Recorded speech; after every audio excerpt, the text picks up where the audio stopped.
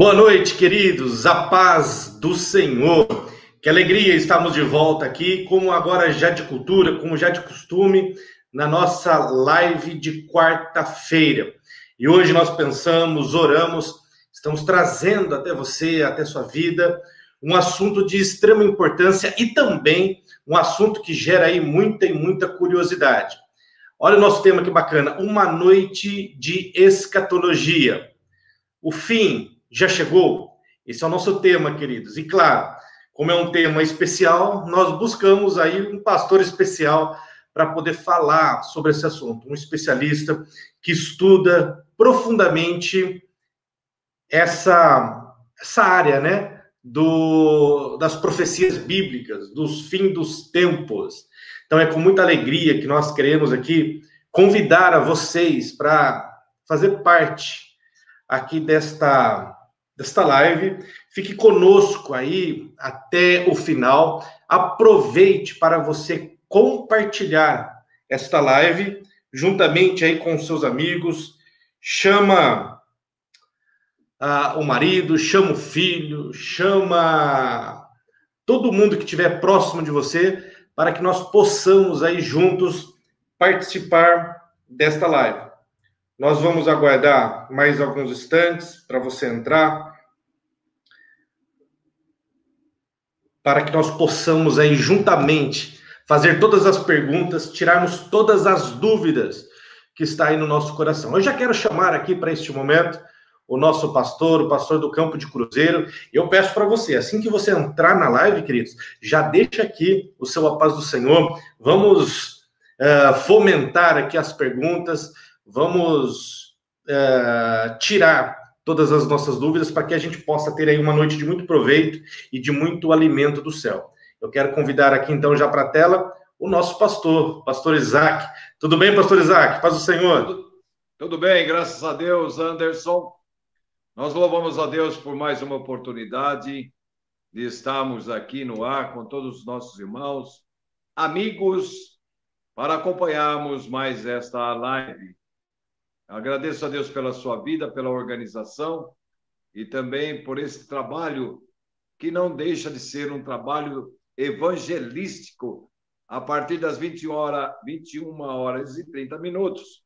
Então, deixo aqui meu A Paz do Senhor a todos os nossos irmãos, como eu já disse, meus amigos, também os nossos irmãos fora do município de Cruzeiro, que, por certo, também estão aí atentos, ou já estarão logo mais entrando também para esta... o assunto, realmente, como você disse, é muito contagiante, né? Digamos assim. Ele é um assunto instigante, né? Falar sobre o fim do mundo realmente aguça a nossa curiosidade. Espero que o mundo acabe até acabar a live. Quem sabe a gente possa segurar mais um pouquinho aí e que o mundo não acabe antes de acabar a live, para que a gente possa ter a bênção apostólica aqui do nosso pastor. E como eu sou um menino esperto, eu não vou responder as dúvidas. Quem vai responder vai ser o nosso amigo e pastor. Nós vamos deixar essa bomba para ele, né, pastor Isaac? E vamos chamar ele aqui para nossa tela já. Pastor Júlio Simões, a paz do Senhor, pastor. A paz do Senhor, irmão Anderson, pastor Isaac, a todos aqueles que estão nos acompanhando. Que Deus possa abençoar a vida de vocês. Eu louvo a Deus, em primeiro lugar, pela oportunidade. E ao nosso pastor presidente, pastor Isaac Strobe, que nos deu essa oportunidade de fazer essa live, de um tema muito importante, tema sempre atual. E a você, irmão Anderson, que está sempre nos auxiliando também, que Deus abençoe a tua vida, e tenho certeza que vai ser uma noite de bênção, uma noite de vitória. Quem não souber, está aí o pastor Isaac, você, para nos auxiliar a responder todas as questões e as dúvidas aí de todo mundo. E nós estamos aqui juntos para aprendermos mais a palavra do Senhor Jesus aí. Isso foi importante. Olha, eu espero e eu oro para que o pessoal aqui nos comentários esteja hoje inspirado para fazer muita pergunta, viu, pastor Júlio? Amém. E eu estou pedindo a graça de Deus aqui e eu sou de Deus para respondê-las. Amém. Pastor Júlio, então vamos lá. Como disse aqui na nossa fala inicial, falar sobre o fim dos dias, né? Falar sobre o fim do mundo, falar sobre grande tribulação, falar sobre o Armagedon, um milênio, realmente é um assunto que instiga a curiosidade de muitos, tá? Então, antes de eu fazer aqui uma primeira pergunta, trazer aí uma primeira questão, eu gostaria que o senhor falasse aí, para quem ainda não te conhece, nós temos aqui muitos irmãos de Campinas, de São João da Boa Vista. Eu gostaria que o senhor se apresentasse um pouquinho antes da primeira pergunta, pode ser? Pode ser, sim, mano. Eu louvo a Deus por essa oportunidade. Eu sou o pastor Júlio César Simões, né? Faço parte da diretoria aqui da nossa Igreja Evangélica Assembleia de Deus, Ministério do Belém, Cruzeiro, São Paulo, e também pela graça e misericórdia do Senhor, no momento sou o diretor administrativo do nosso seminário, né, o CETADES, que é o Seminário de Educação Teológica da Assembleia de Deus em Cruzeiro. E também, né, professor, tanto na área de escatologia, tipologia, que são as duas áreas que eu amo muito, entendeu? E principalmente o amante da palavra do Senhor e, acima de tudo, servo do nosso Senhor e Salvador Jesus Cristo, procurando cada vez mais aprender a sua palavra, meditando nela, e principalmente fazendo com que o evangelho do reino cresça e que muitas pessoas possam ter um pouco de conhecimento mais da palavra do Senhor. E eu louvo a Deus por poder contribuir com um pouquinho, né, que a gente sabe, com aquelas pessoas que estão sempre conosco na nossa igreja, ali na nossa congregação da Vila Brasil, no qual estou tendo a oportunidade de estar dirigindo a congregação ali também, para que nós possamos ensinar a preciosa palavra do Senhor e Salvador Jesus Cristo. Então, eu louvo a Deus por tudo, mas acima de tudo isso, o que mais me empolga, mais me deixa alegre é ser servo do Senhor. Esse é acima de tudo. Glória a Deus, pastor. O senhor sabe da admiração e do carinho que nós temos pela sua vida, pela sua família. Tá? Eu quero aproveitar esse momento inicial, já deixar um abraço aí para a irmã Ruth, que certamente deve estar aí nos acompanhando. Está sim. Que Deus continue abençoando a sua vida e te dando sabedoria, assim como já tem feito, viu? Hoje uma alegria, uma honra tê-lo aqui nessa live, e eu tenho certeza que a sua contribuição vai servir de muita valia para muitas vidas e também muitas famílias que estão nos acompanhando aqui neste momento. Nós já estamos aqui entre Facebook e YouTube com mais de 40 famílias nos acompanhando neste momento. Eu tenho certeza que vai contribuir muito para o enlevo da vida espiritual de muitos. Então, eu quero iniciar este primeiro momento te fazendo uma seguinte questão. Há mais de 2000 anos, pastor, a humanidade e principalmente nós, né, os cristãos, nós aguardamos e clamamos pela volta de Jesus. É isso que nos dá motivo de acordar todas as manhãs com alegria no coração, sempre esperando a vinda do nosso Cristo. E a pergunta que eu vou fazer para o senhor já é muito direta. O senhor realmente acredita que nós somos a geração do arrebatamento, pastor? É interessante isso, irmão Anderson, que se você perguntasse para alguns jovens, quem sabe de 50, 100 anos atrás, possivelmente eles também falariam, nós somos a geração do arrebatamento. Mas quando nós olhamos por todos os fatos que estão acontecendo, todos os sinais, e eu sempre digo que o cristão, ele deve ser aquele que deve ter um olhar de 360 graus, ou seja, procurar enxergar tudo que está ao seu redor, para ver tudo aquilo que a Bíblia se cumpre, né? Tanto na área política, social, econômica, religiosa e principalmente a nação de Israel. Quando nós passamos a olhar essas 5 áreas, nós vamos perceber que os sinais que a Bíblia nos mostra que deveria se cumprir na proximidade da volta do Senhor e Salvador Jesus, eles estão cada vez mais se cumprindo em escalas superiores e, sem dúvida, cumprindo-se cabalmente aquilo que está descrito na Bíblia Sagrada. Verdadeiramente, eu diria para você, podemos sim, nós podemos ser a geração do arrebatamento da igreja. Por quê? Basta ver tudo que está acontecendo ao nosso redor, tanto politicamente falando, né, como toda essa pandemia que está acontecendo. Então, nós vamos perceber que Jesus verdadeiramente está às portas para vir arrebatar a sua amada igreja. Então, podemos sim ser a geração que vai compor o arrebatamento da igreja. E eu vou dizer mais, viu, Anderson? Eu estou esperando o arrebatamento mesmo, viu? A qualquer instante. Nem experimentar a morte não, mas eu oro, Senhor Jesus, Maranata, vem buscar a sua amada igreja, que eu quero fazer parte desse arrebatamento, vivo e transformado. Mas eu creio Então, que mas sim, deve ser. tá. Além da fé bíblica, pastor, o que mais faz o senhor acreditar que realmente nós somos a geração do arrebatamento?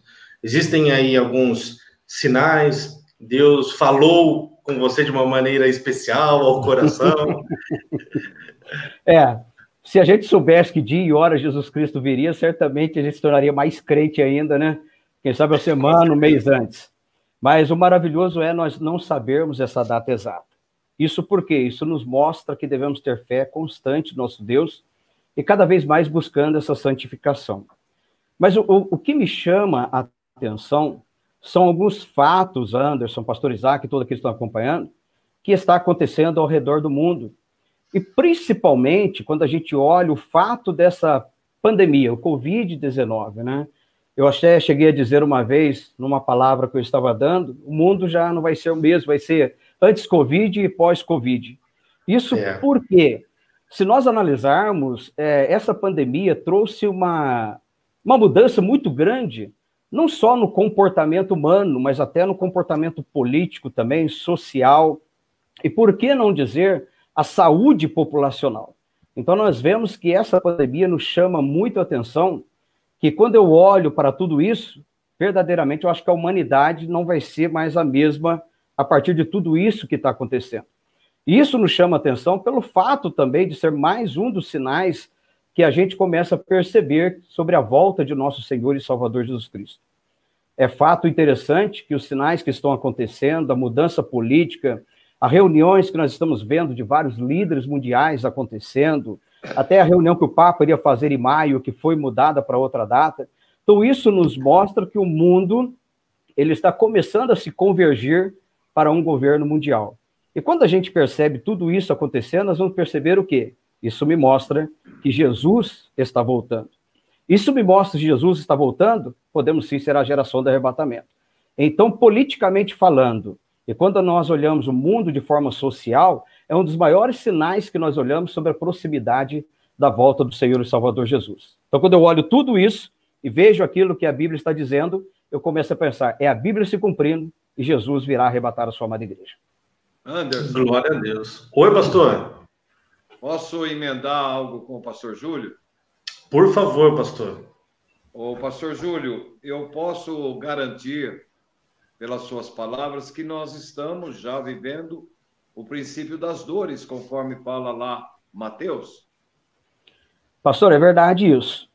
E é tão interessante esse termo que Jesus fala dos princípios das dores, porque ele compara justamente, se fôssemos colocar no literal ali, uma mulher que está próxima a dar à luz, né? Verdade. O que é uma mulher próxima a dar à luz? As suas contrações, elas se tornam com as dores mais intensas e o intervalo de tempo cada vez mais curto. Então, Jesus compara justamente isso. Então, nós vemos esses sinais acontecendo atualmente de forma muito mais intensa e muitos fatos acontecendo no mundo de forma que o tempo é muito mais resumido. Então, a gente percebe, sim, pastor, que é o princípio das dores, nós já estamos vivendo isso daí, conforme Mateus chegou a escrever no seu evangelho. Então, a gente percebe esse princípio das dores acontecendo. Eu vou aproveitar, o pastor Vandinho, ele fez uma pergunta aqui, ele pergunta se a nação de Israel, ela continua sendo o relógio de Deus, comparando ali, né, e fazendo uma analogia à sua vinda. Anderson, sem dúvida, entre todos os sinais que eu falei aqui, seja ele político, social, econômico e religioso, a nação de Israel é o maior relógio de toda a profecia. E nosso olhar deve sempre estar atento para quem? Para a nação de Israel. Porque tudo se converge para a nação de Israel. E por que a nação de Israel? Foi justamente o povo escolhido por Deus, é o povo que Deus ampara. Mesmo eles tendo rejeitado a Cristo Jesus, quando a gente percebe Paulo escrevendo nos Romanos capítulo 11, a gente percebe que Deus vai voltar-se inteiramente para ele. Principalmente o que nós iremos falar, possivelmente, que vai surgir aí. Então, a nação de Israel verdadeiramente é o maior relógio de todas as profecias que a gente possa observar, é nós olharmos para a nação de Israel. Por quê? É a principal para nós percebermos que verdadeiramente Jesus se aproxima. É olhar para a nação de Israel em todos os aspectos. Maravilha, pastor. Então eu vou aproveitar o gancho desta pergunta, porque para que tudo isso aconteça, um personagem, né, ele precisa se manifestar, né? E eu estou falando aqui por aquele personagem que nós conhecemos como o anticristo, né? E Hitler já foi cogitado, né, para ser o anticristo. Depois dos atentados, né, às Torres Gêmeas, do 11 de setembro, muitos começaram a afirmar que Osama Bin Laden seria o anticristo. Algumas décadas antes, né, suspeitaram de Saddam Hussein também, por todas as atrocidades que ele realizava. E um tempo também depois, eu me lembro, ainda quando crianças, alguns crentes, né, algumas pessoas diziam que o anticristo seria o Mikhail Gorbachev. E hoje, muitas pessoas transferem esse título, esse horroroso título, vamos dizer assim, ao Papa, né? Eu lembro que o Papa João Paulo II já ganhou esse título também, e hoje esse título está mais favorável aí a ser o Papa Francisco. A minha pergunta para o senhor, pastor, o anticristo, ele já está entre nós, ou seja, ele já nasceu, e se sim, se o senhor pudesse apostar, quem seria o anticristo? Anderson, é interessante essa pergunta, porque a gente precisa ver alguns pontos bíblicos para que a gente possa perceber e ver aquilo que a Bíblia nos dá como respaldo bíblico, para termos uma alusão bíblica de quem poderia ser o anticristo. Sem dúvida, quando nós olhamos no passado, desde Nero, né, passando por Hitler, Mikhail Gorbachev, até esses tempos atrás, estavam falando de Osama Bin Laden também, uma série, né? E esses últimos dias falaram até do Emmanuel Macron. Então, quando a gente percebe todas essas pessoas aí, nós precisamos analisar esses políticos, esses líderes, se aquilo que eles são condiz com aquilo que a Bíblia nos mostra. Então, quando a gente olha o que a Bíblia nos fala, é o que devemos comparar para ver se a sua personalidade, o seu perfil está descrito na Bíblia. Porque o erro de muitas pessoas hoje em dia é a chamada escatologia de jornais, porque as pessoas querem pegar alguns pontos e até alguns personagens e chegar e dizer assim, não, esse é o anticristo, aquele é o anticristo, esse é o anticristo. Então, na realidade, o que nós precisamos aprender é justamente o que a Bíblia nos mostra, como vai ser o anticristo. Então, partindo desse princípio, é o que a gente tem como base o líder que vai ser. Alguns chegam a dizer que na década de 60, 70, o anticristo já havia nascido e já estava pronto para poder, quem sabe, dominar o mundo um pouco mais à frente. Primeiramente, quando a gente percebe essa figura do anticristo, pelas características bíblicas que nos mostra, sem dúvida que a Bíblia chega a dizer para nós que ele vai ser um orador e um político fora do normal, né? E quando eu olho à luz da Bíblia, Anderson, a primeira característica que eu acho que a gente deve perceber é que ele será um judeu apóstata de uma cidadania romana, ou seja, ele vai ter dupla cidadania, quando a gente olha à luz da Bíblia Sagrada. Alguns chegam até a dizer que possivelmente ele será um judeu, mas que irá se converter ao islamismo. Veja só o que aconteceria se um judeu se convertesse, vamos dizer assim, ao islamismo. Então, quando nós percebemos essas características bíblicas, como a Bíblia nos aponta, é que nós vamos olhar os personagens políticos que estão em destaque, né? O erro que às vezes nós temos é pegar um personagem e falar, esse personagem eu acho que ele é o anticristo, só pelo fato de, às vezes, quem sabe da sua dureza, ou às vezes da perversidade que ele realiza, né, como Hitler, por exemplo, né, que matou milhares de judeus. Então, por essa perversidade, a gente acha que ele será o anticristo. Mas quando eu olho na minha visão, eu não vejo o anticristo ele se identificando dessa forma. Você imagina alguém se identificando como perverso, todo mundo já iria se assustar. E o inimigo das nossas almas não é aquele que vem para assustar a humanidade. Pelo contrário, ele vai vir para ganhar a humanidade. E por que a gente percebe isso? Fato é que as suas palavras vai convencer multidões pela sua oratória, pelo político, pela influência que ele tem, pelas características que ele tem, né? Um gênio militar, administração, ou seja, vai ser uma pessoa fora do comum, dentro das suas áreas.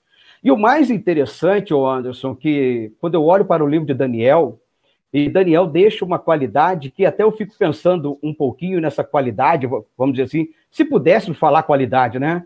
Um atributo do anticristo é que ele não vai ter o amor das mulheres. Olha só... Você está falando de Daniel 11:37, é isso? Exatamente. E por que eu digo isso? Porque quando a gente percebe o mundo, é aqui que eu quero chamar um pouco a atenção de todos aqueles que nos acompanham, como que algumas coisas elas estão se alastrando, e politicamente, não só no nosso país, mas politicamente falando, como que toma força isso a nível mundial, por exemplo. Quando a gente fala que Daniel coloca lá no capítulo 11, bem citado por você aí, que possivelmente será um homossexual. E olha só que interessante, quando a gente percebe que justamente isso cresce no mundo todo, o apoio que os políticos têm dado justamente a essa classe. Então isso me mostra, quando eu olho todos esses pontos bíblicos à luz da Bíblia Sagrada, é que eu pego esses pontos e comparo com as lideranças que estão surgindo hoje no mundo.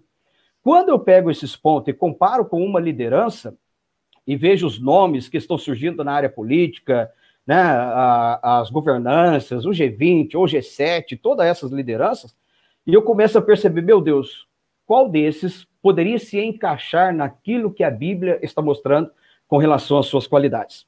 Mas pode ter certeza que esse anticristo, ele vai ganhar a opinião de muitas pessoas, muitas pessoas.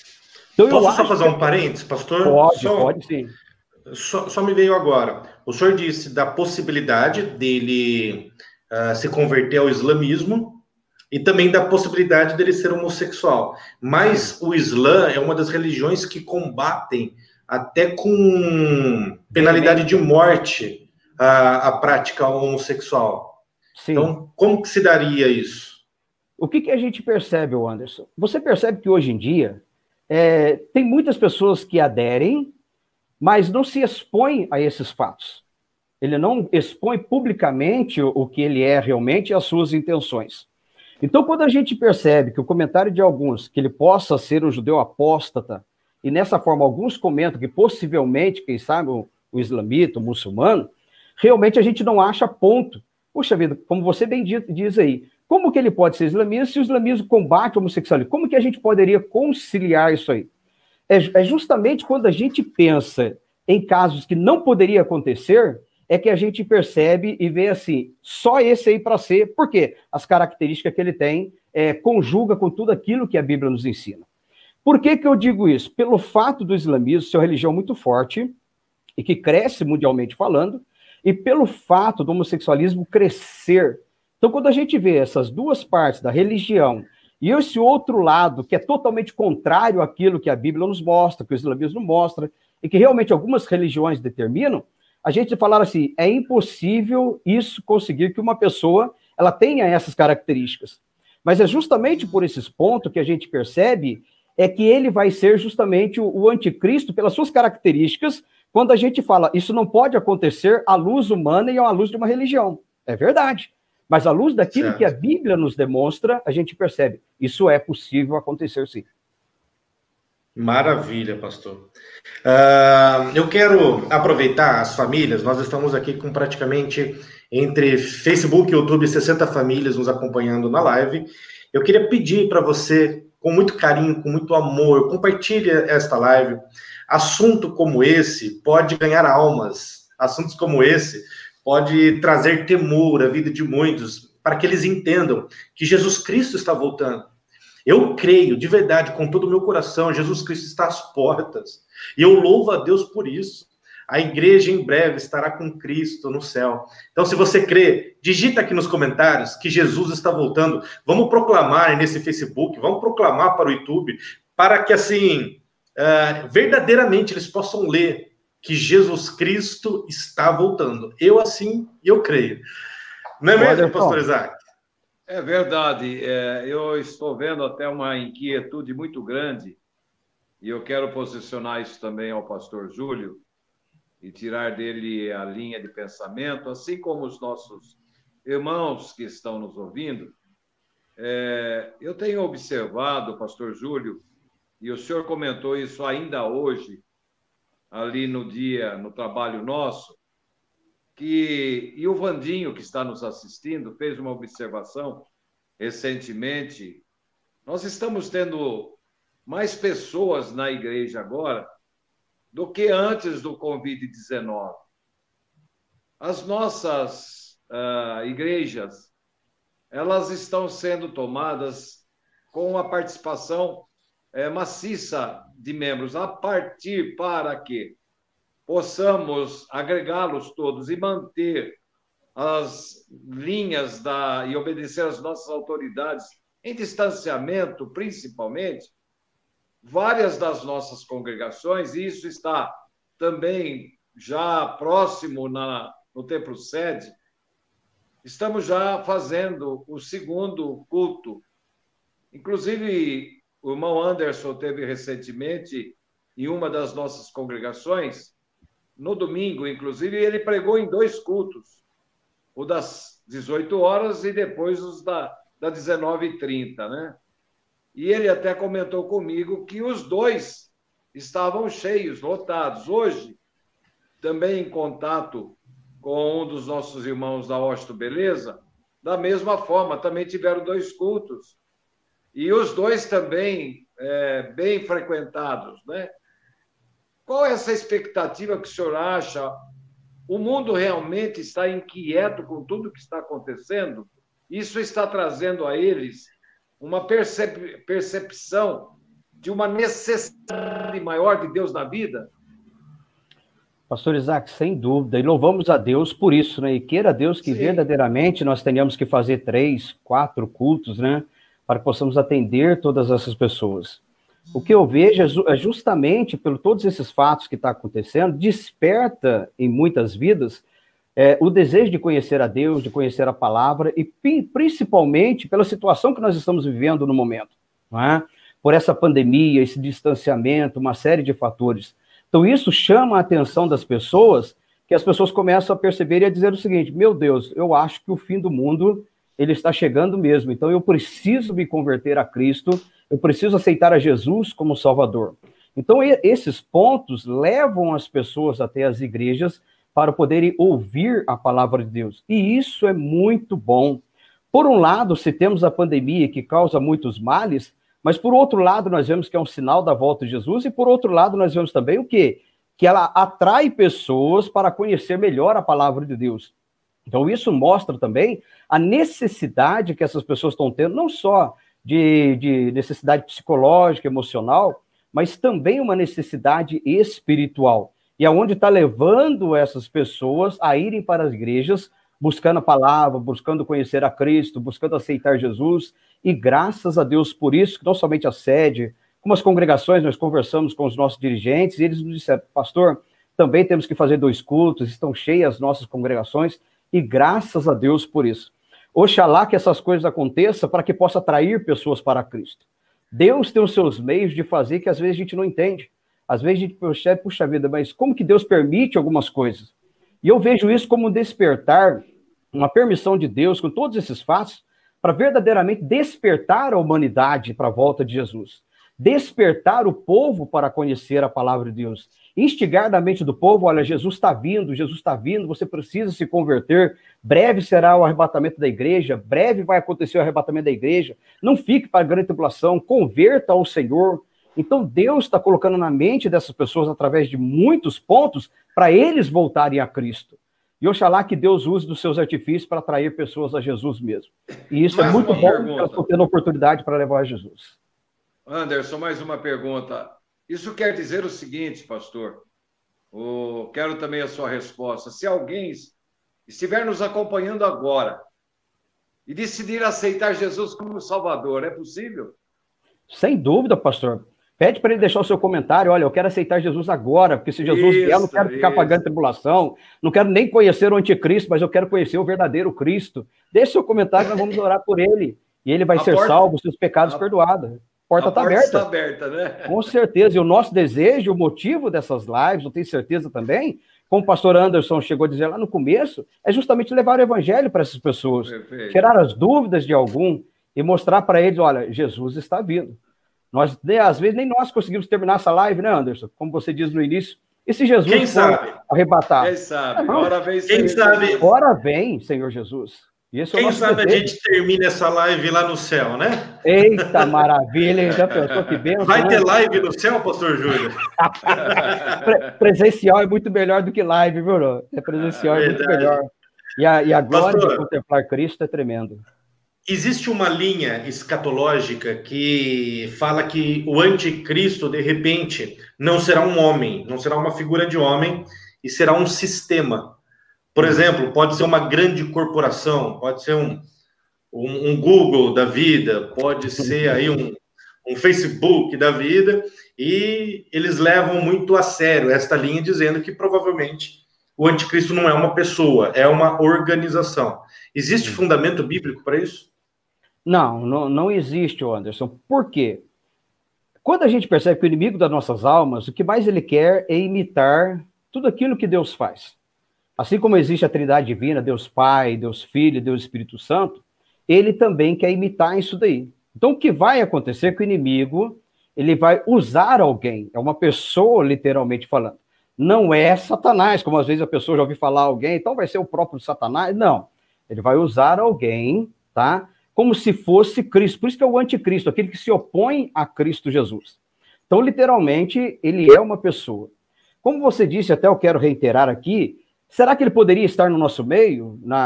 É lógico que poderia.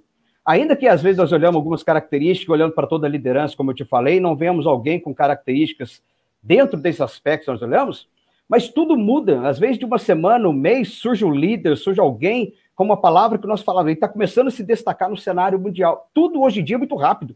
Hoje em dia que a gente fala fast food, tudo é rápido hoje em dia. Então, esse líder, ele pode surgir a qualquer instante. O que eu acredito é que a igreja verá o prenúncio de tudo isso. É isso que a igreja vai ver. Quando a gente vê Paulo escrevendo 2 Tessalonicenses capítulo 2, verso 2, 3 e 4, você olha lá, você percebe que Paulo dá a entender, nos mostra que veremos esses fatos. Então, quando ele surgir nesse cenário, nós vamos saber. Pode ter certeza disso, nós vamos olhar para ele, as características desse é do anticristo. Então, isso, meu filho, pode acontecer a qualquer instante, a qualquer momento. Então, literalmente falando, será uma pessoa que será realmente, que vai ter por trás dele o inimigo das nossas almas, né? E o falso profeta, que vai dar todo o apoio a ele. Isso vai E nenhuma chance também de ser anticrista, né? Será anticristo, homem. Homem. Por que isso?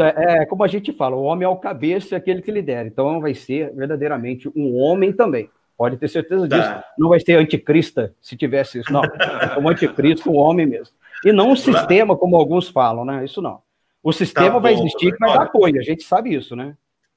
Eu quero estimular você que está nos ouvindo. Nós estamos aqui em 70 famílias nos ouvindo agora. Estimular você a fazer a sua pergunta.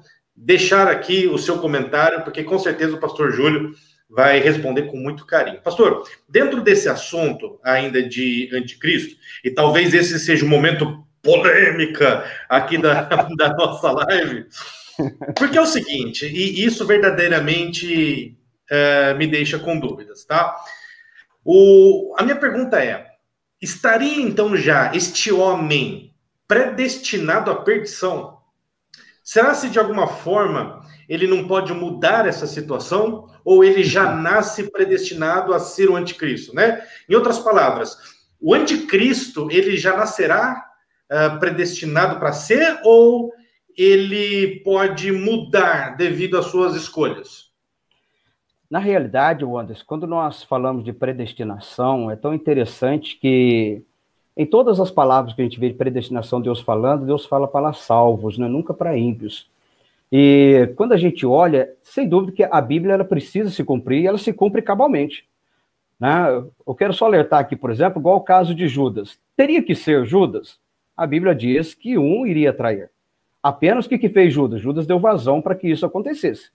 Quando nós olhamos a pessoa do anticristo, não é que essa pessoa ela verdadeiramente vai ser predestinada para ser isso. O rumo vai ser tão natural na vida dessa pessoa que ela vai dar vazão para ser usada dessa forma pelas mãos do inimigo. Então eu não creio, Deus seria injusto até com essa pessoa se verdadeiramente predestinasse exclusivamente aquela pessoa para ser o anticristo. E Deus não faz isso. Deus não predestina ninguém para ser ímpio, para ir para o inferno, para perder a salvação. Não, Deus nunca faz isso. Pelo contrário, a predestinação que a gente olha para a salvação é a morte de Cristo para toda a humanidade.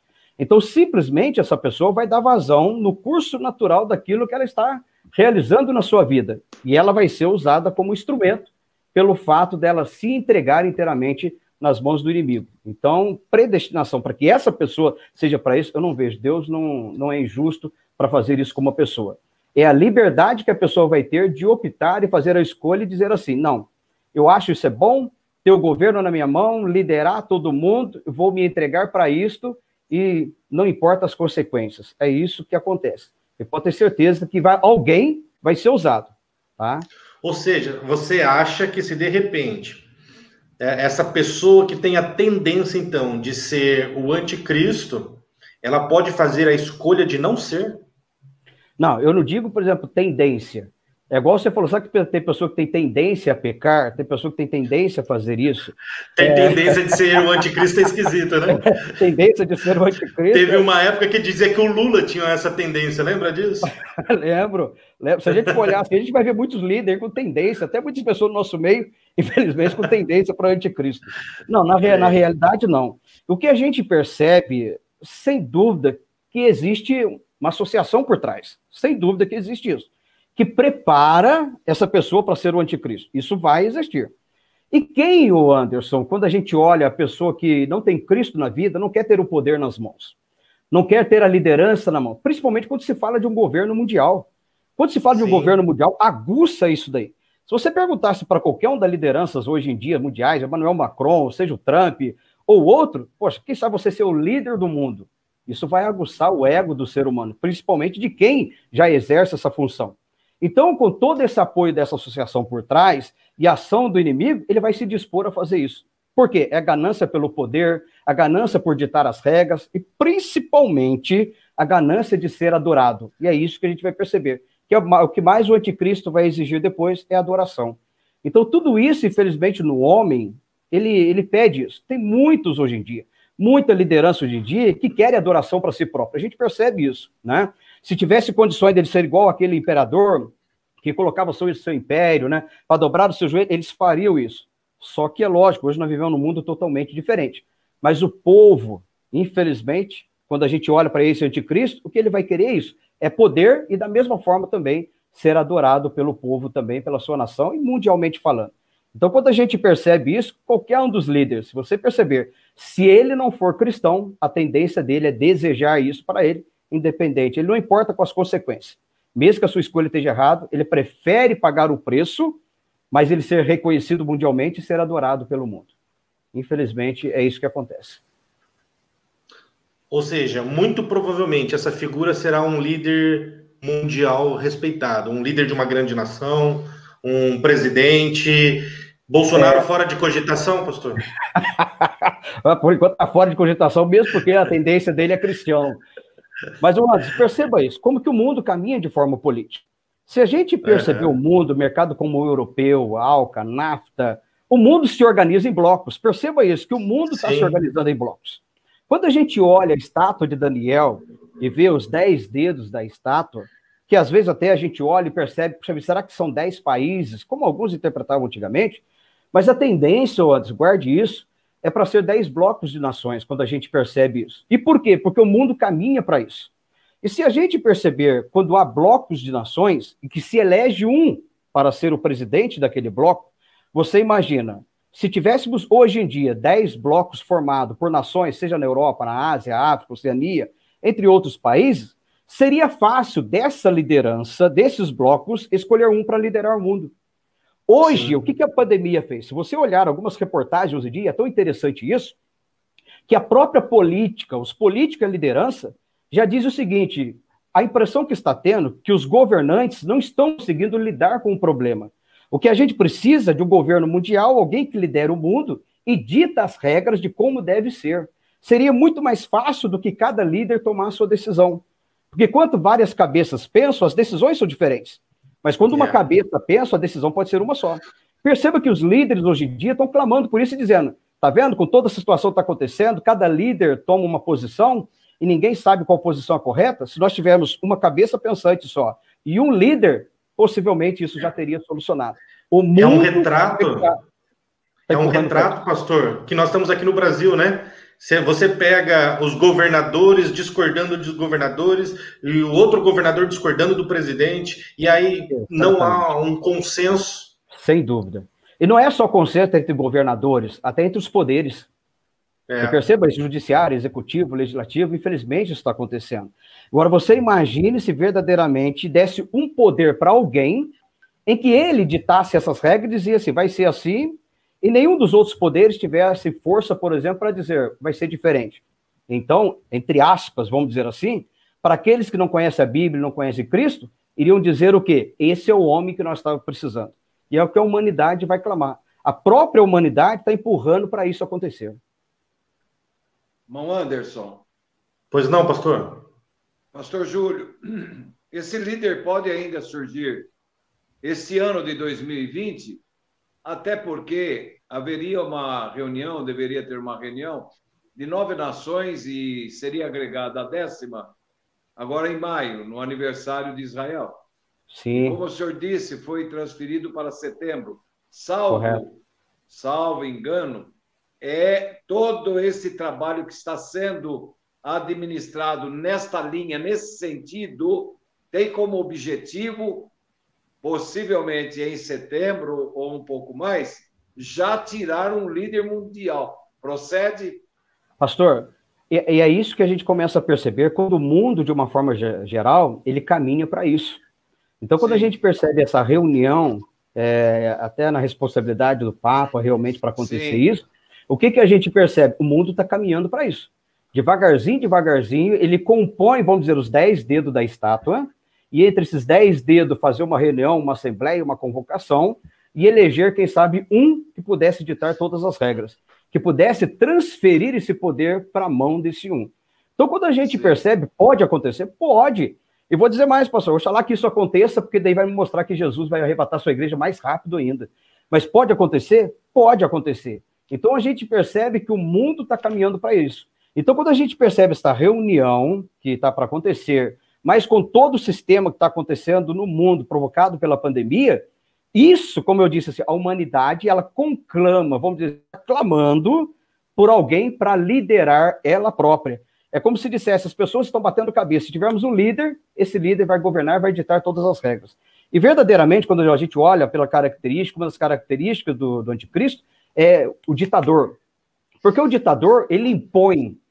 Ele não dá aquela opção de vamos eleger, vamos colocar em votação. Não, ele impõe.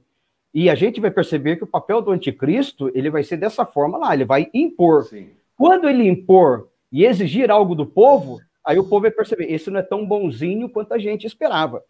Por isso que eu vejo que no início, ele não vai ser aquela pessoa tão perversa, porque ele vai vir passando a mão na cabeça, resolvendo os problemas, para ganhar a multidão na sua fala, na sua oratória, na sua administração, ganhar a carisma que ele vai ter vai ser tão grande, que ele vai ganhar esse povo e a pessoa vai achar, esse é o homem que a gente precisava. Então, quando a gente percebe justamente isso daí, o mundo ele está caminhando isso. E pode realmente, nessa reunião, nós chegarmos a compor os 10 dedos aí da estátua e dele surgir verdadeiramente o anticristo. Isso pode acontecer. Sim. Tá, então eu vou aproveitar o assunto, pastor Júlio, e já trazer então uma questão.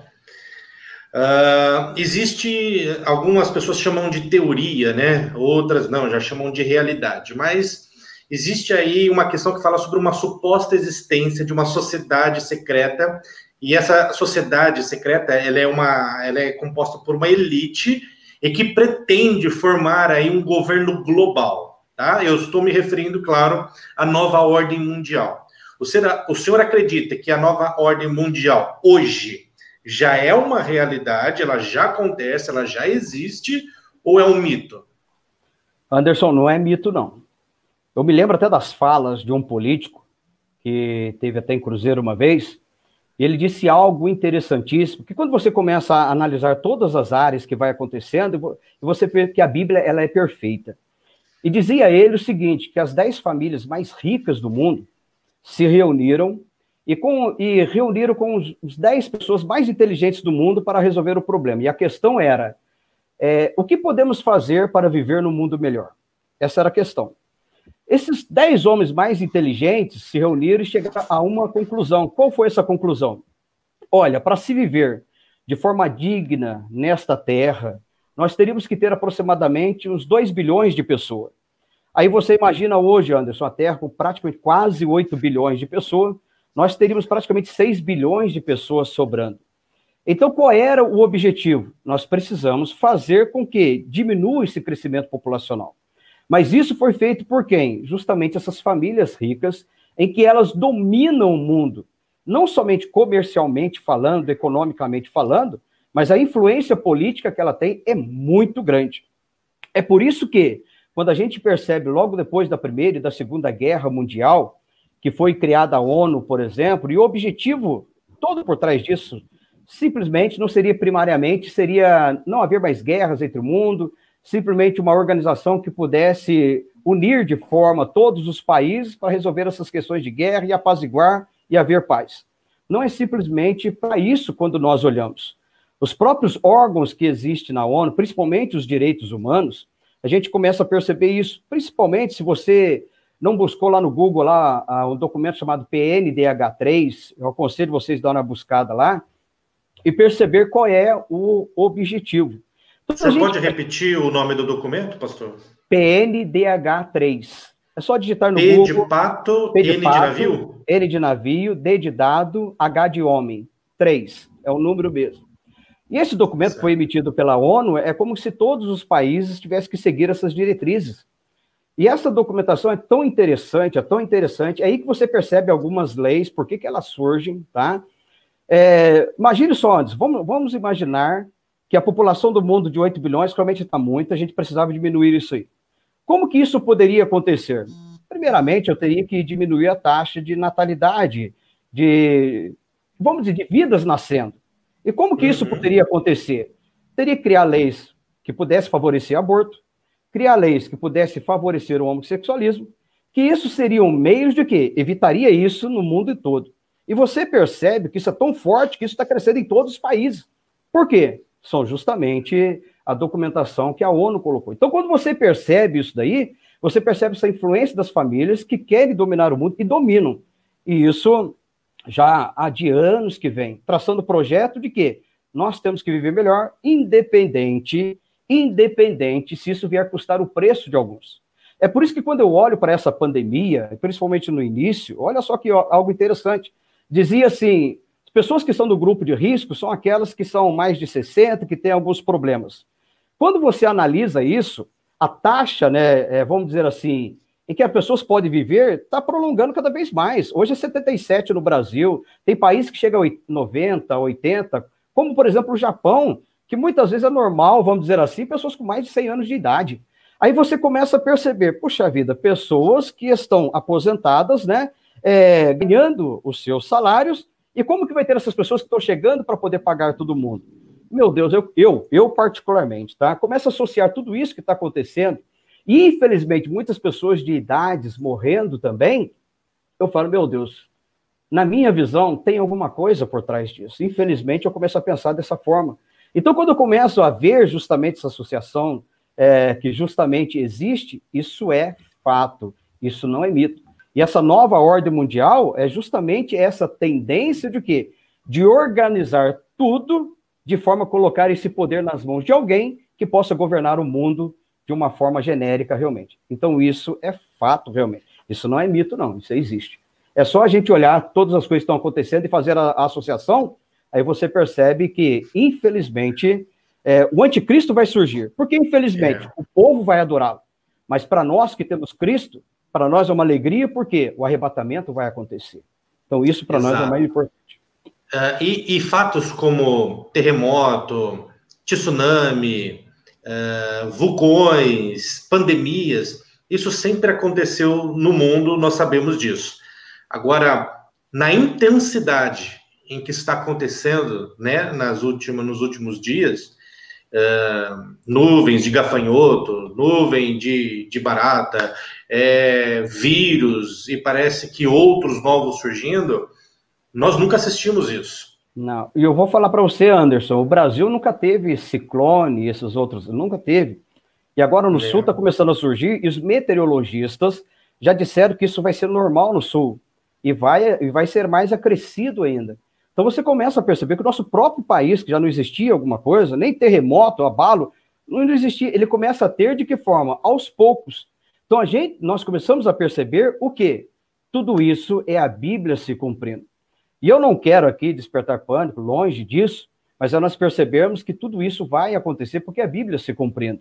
E quando eu vejo isso acontecendo, eu percebo assim, são sinais que me mostram a volta de Jesus. Não é para ter pânico, pelo contrário, é para dizer, Jesus está voltando, vou abraçar cada vez mais na sua palavra, vou adorá-lo cada vez mais. Isso me mostra que Jesus está voltando.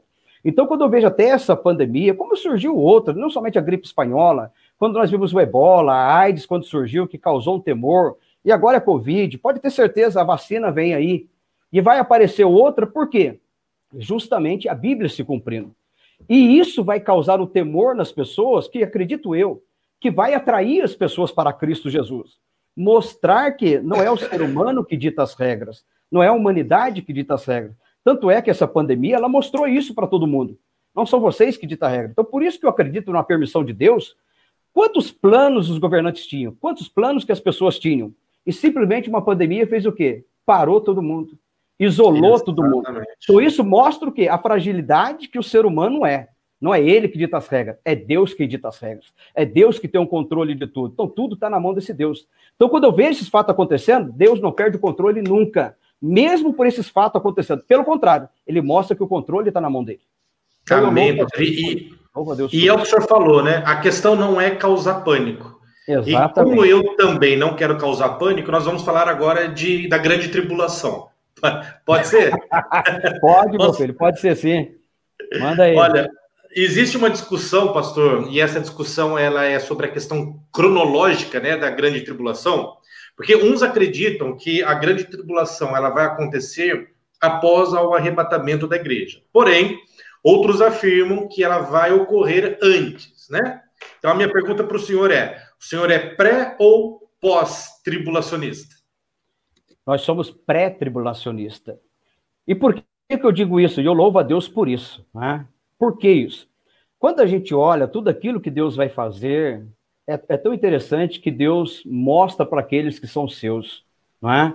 Quando eu vejo, por exemplo, antes do dilúvio, Deus tirando Noé com a sua família, e o mais interessante, quando eu olho a promessa que Deus fez para a igreja de Filadélfia, né? E a igreja de Filadélfia, justamente, ela mostra justamente esse ponto, que na tribulação, Deus iria livrá-lo justamente disso.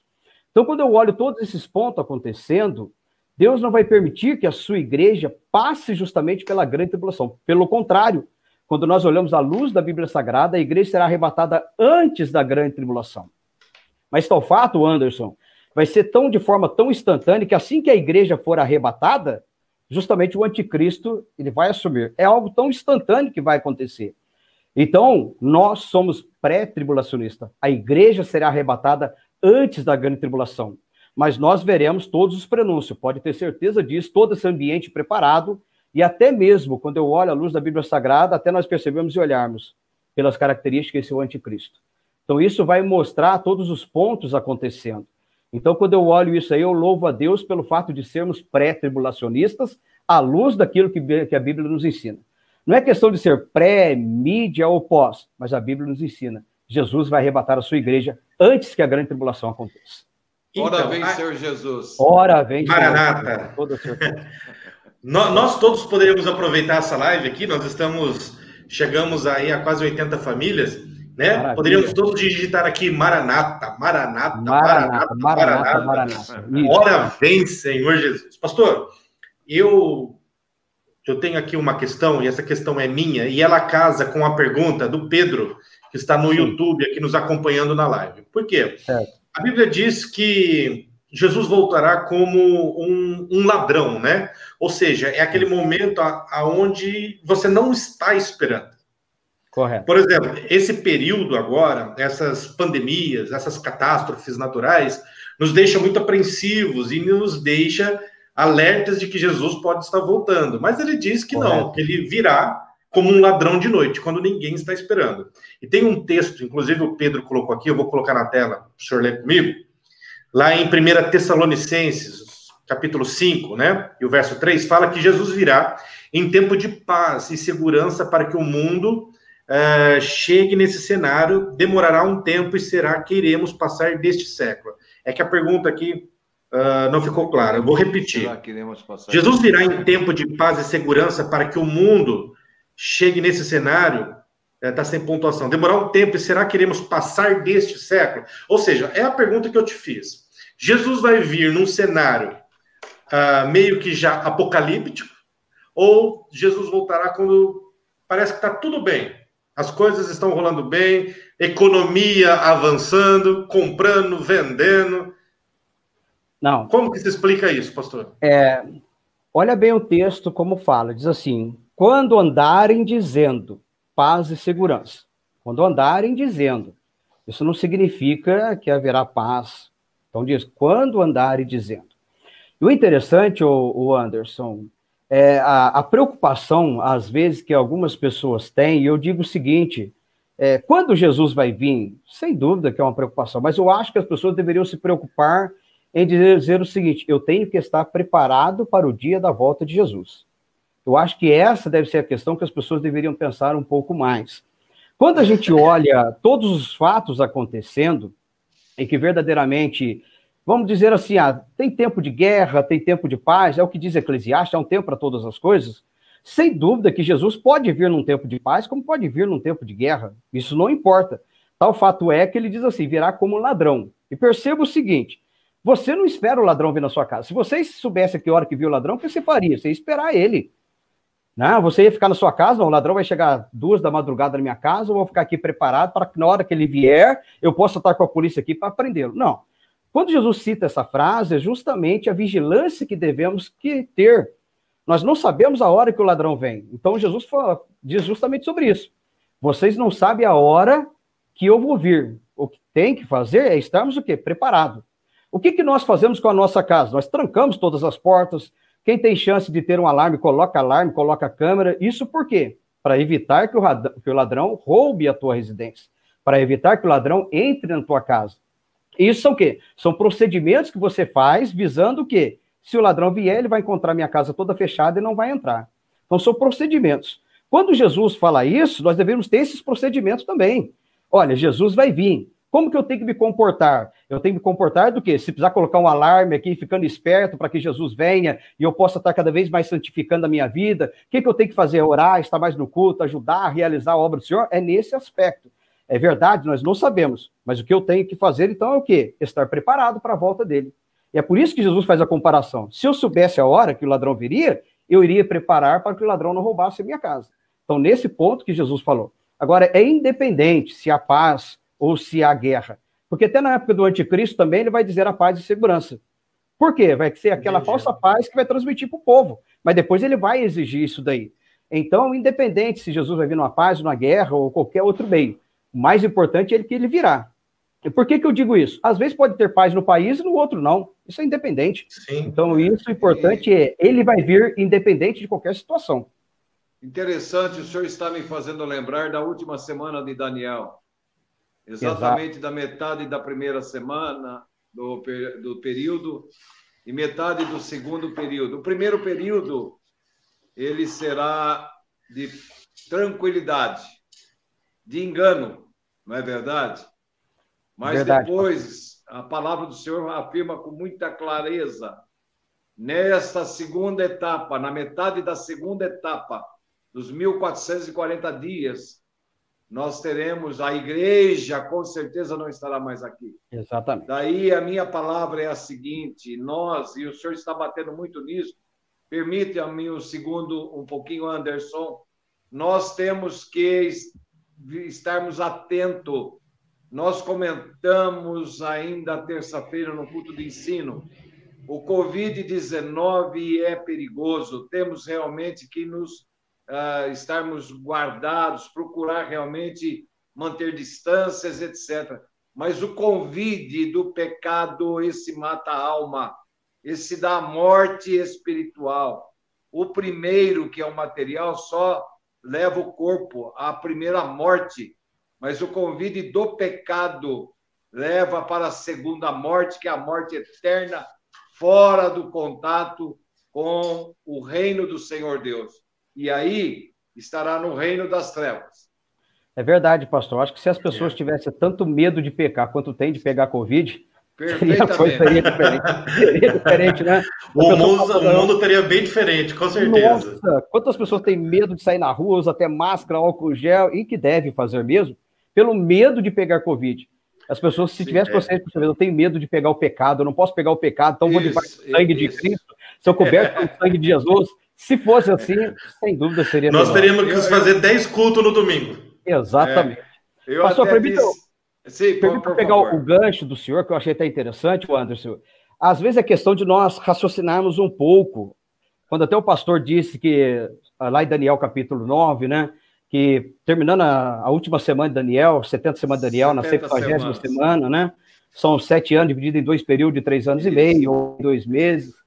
E é tão interessante isso. Olha a pessoa do anticristo como é. Olha só, vamos analisar. Você imagine a igreja sendo arrebatada. Milhares de pessoas no mundo, tá? Meu Deus, vai sobrar dinheiro no banco, vai sobrar propriedades, N coisas. Imagine o anticristo... O Anderson já falou que deixa o carro dele para quem quiser. O meu também, viu, pastor? Deixa para quem quiser. Casa, carro, pode ficar para quem quiser. Fica tudo aí. Tudo aí. Aí, perceba isso, olha, hoje em dia existe, sem dúvida, um problema econômico no mundo, e a gente sabe disso, né? Tanto é que a própria política mundial e a economia mundial converge para, no futuro, uma moeda só, e entre outras coisas. Converge para tudo isso. Então, quando nós olhamos esses milhares de pessoas, né, que deixam suas propriedades, os seus dinheiros, etc e tal. Aí o anticristo chega para alguém que não tem nada disso e diz assim, olha, você vai ficar aqui com a casa do pastor Isaac, o pastor Isaac sumiu, já não está aqui, fica com o dinheiro do Anderson, está dinheiro do banco. Essa pessoa vai dizer o quê? Meu Deus, esse é o homem que não precisava. Se prestou dinheiro daqui, o problema é esse. Se falar para ficar com o meu dinheiro, não vai ter, não.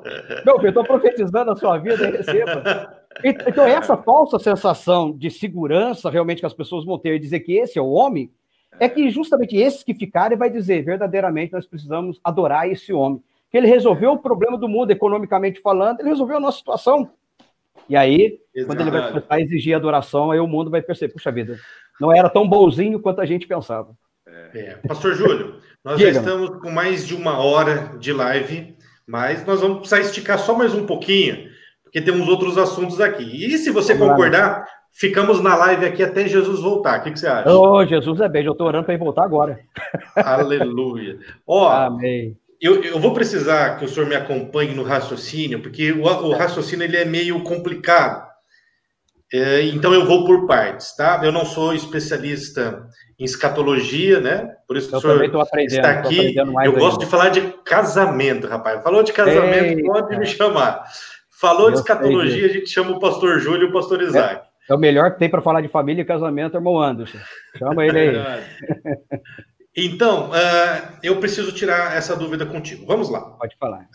Nós somos pré-tribulacionistas, ok? Sim, ok. Jesus vem buscar a igreja 3 anos e meio de paz no mundo, ok? Ok. Depois desses 3 anos e meio de paz, e aqueles que estavam desviados da igreja, aqueles que estavam afastados da igreja, aqueles que ficaram, agora elas são testemunha ocular da volta de Cristo, porque até então eles só ouviam falar. Mas agora, de fato, eles viram que Jesus voltou, e eles ficaram.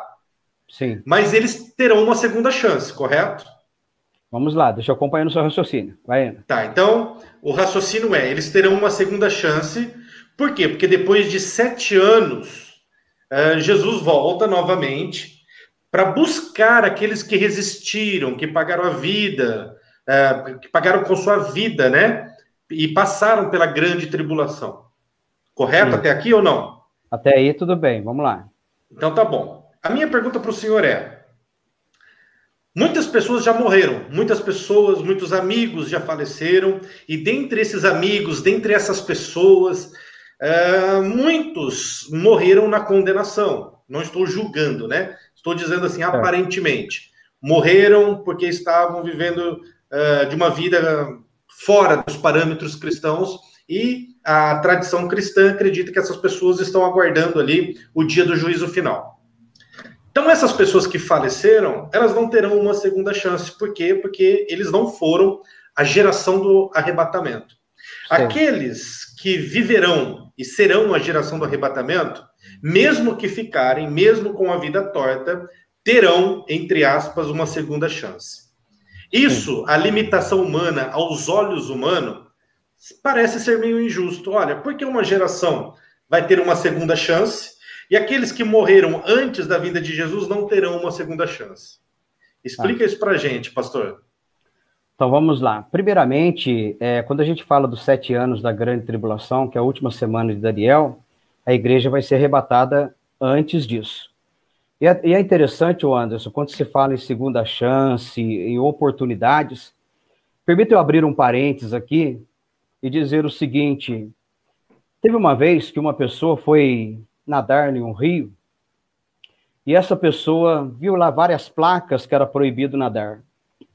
E essa pessoa desobedeceu as placas ali, mergulhou no rio porque sabia nadar, mas infelizmente essa pessoa morreu afogada. Quando ela chega diante de Deus para justificar-se, ela diz o seguinte: eu não sabia que não podia nadar naquele lugar. Aí Deus diz para ela assim: mas as placas diziam isso aí, que era proibido nadar naquele lugar. Por que você foi? Na realidade, quando eu olho para oportunidades, Deus dá N oportunidades para aqueles que não têm Cristo Jesus na vida, para se converterem, para abraçar a Cristo Jesus. Muitas oportunidades. E eu acredito que não terão condições de chegar diante de Deus e falar assim: eu não tive uma oportunidade de ser salvo, de abraçar a Cristo Jesus. Jesus dá N oportunidades. Mas o fato que você colocou é tão interessante que vamos supor que a igreja fosse arrebatada hoje, tá? A igreja sendo arrebatada hoje. Alguém que morreu ontem, distanciada dos caminhos do Senhor, quando a gente olha a luz da Bíblia Sagrada, ela já estaria condenada ao inferno por não viver uma vida de santidade, por não estar caminhando com Cristo Jesus. E vamos supor que daqui a uns anos, como você falou, as pessoas presenciaram o arrebatamento da igreja. De que forma? Pelo noticiário, milhares de pessoas desapareceram no mundo. E essa pessoa que estava distante dos caminhos do Senhor, e que porventura se distanciou, ela vai, puxa vida, quando eu estava na igreja, eu ouvia dizer sobre isso. Quantas vezes falaram que Jesus ia vir, e eu não me dei conta disso. Isso é realmente o arrebatamento da igreja. E agora, eu ouvi dizer que também para ser salvo agora, eu tenho que pagar com a minha própria vida. Então eu tenho a oportunidade agora de não aceitar a marca da besta e ser salvo ainda. É verdade. Isso sim. Quando essa linha de pensamento, isso pode acontecer. Puxa vida, é mais uma oportunidade que eu tenho para ser salvo, mesmo não sendo participante do arrebatamento da igreja, mas eu posso ser salvo não aceitando a marca da besta, pagando com a própria vida e sendo salvo. Então, neste aspecto, seria-se uma segunda chance. Mas eu não diria injustiça de Deus, porque Deus não é injusto nunca. Por que eu não diria isso? Se Jesus viesse há 50 anos atrás, eu não estaria salvo. Aí eu falar assim, pô, Jesus é injusto por não ter vindo 50 anos atrás? Não. Na presciência de Deus, o Anderson, sem dúvida, na presciência de Deus, Deus nunca é pego de surpresa em nada. Por que eu digo isso? Nem mesmo quando Adão e Eva pecaram no Jardim do Éden, Deus não foi pego de surpresa. Por quê? Porque já a salvação, Deus já tinha feito o projeto da salvação antes do mundo ser criado, antes de tudo ser feito. É como a Bíblia diz, do cordeiro morto antes da fundação do mundo. Então, Deus não é pego de surpresa. Sem dúvida que esse fato precisa acontecer e vai acontecer com o arrebatamento da igreja. Assim como Paulo fala aos Gálatas lá, e cumprindo a plenitude dos tempos, Jesus veio ao mundo. Mas por que Jesus veio naquela época? Por que isso? Porque Jesus veio na plenitude e realmente numa época que era propícia para isso. Então, quando nós falamos de arrebatamento, isso vai acontecer. Mas é verdade que alguns poderão ter essa oportunidade novamente do quê? De ter contemplado o que aconteceu, o sumiço de milhares de pessoas, e ela vê agora mais uma oportunidade que ela tem de, não aceitando a marca da besta, ser salvo. Mas injustiça de Deus, não. Deus não é injusto nunca. Apenas a oportunidade que, como nós, todo mundo tem. Quantas pessoas que vão no culto, por exemplo, ouvem o evangelho, têm a oportunidade de ser salvo, e rejeitam o evangelho e morrem sem salvação. Aí nós podemos dizer, Deus foi justo? Não, ela teve a oportunidade de vir. São as oportunidades que surgem. Alguns terão essa outra oportunidade também. Mas não pela injustiça de Deus, mas pela escolha e oportunidade que tem normalmente. Entendi. Olha, eu quero, pastor, nós estamos com um número muito bacana, chegamos aqui a mais de 80 famílias nos acompanhando, assistindo. Já foi considerada aqui a top 3 das nossas lives, e olha que fizemos lives já, hein? Jesus é bom. E eu quero pedir às famílias que estão nos acompanhando, não saiam, porque na última pergunta, e vai ser daqui a pouquinho, o pastor Júlio vai nos dar um gostinho do que vai ser o céu, ele falou. Ele falou que vai mostrar aí e explicar as maravilhas de como... Isso então, é mesmo. não sai. Olha, pastor, vamos falar um pouquinho de milênio? Eu queria fazer uma pergunta para o senhor. Primeiro, quando será? Segundo, onde será? Terceiro, quem participará do milênio? Tá? Gostaria que o senhor falasse aí, nós estamos com um tempo um pouco apertado, mas falasse um pouquinho dessas características do milênio. Do milênio? Eu acho que, antes de falar do milênio, eu acho interessante, o Anderson, que às vezes as pessoas conhecem até um pouquinho de escatologia, um pouquinho de pontos bíblicos. Nós fazemos uma ordem cronológica dos fatos, por exemplo, para que as pessoas percebam que vai ser o milênio, que realmente vai ser 1000 anos, literalmente falando, né? Então, ou seja, logo após que a igreja for arrebatada, vai acontecer no céu as bodas do Cordeiro e aqui a grande tribulação. No final dessa grande tribulação, vai acontecer a chamada Batalha do Armagedon, né? Quando o anticristo ele vai reunir muitas nações para ir de encontro a Israel, e Jesus virá para salvar a nação de Israel. E quando é a fase para entrar no milênio, vai ter chamado julgamento das nações.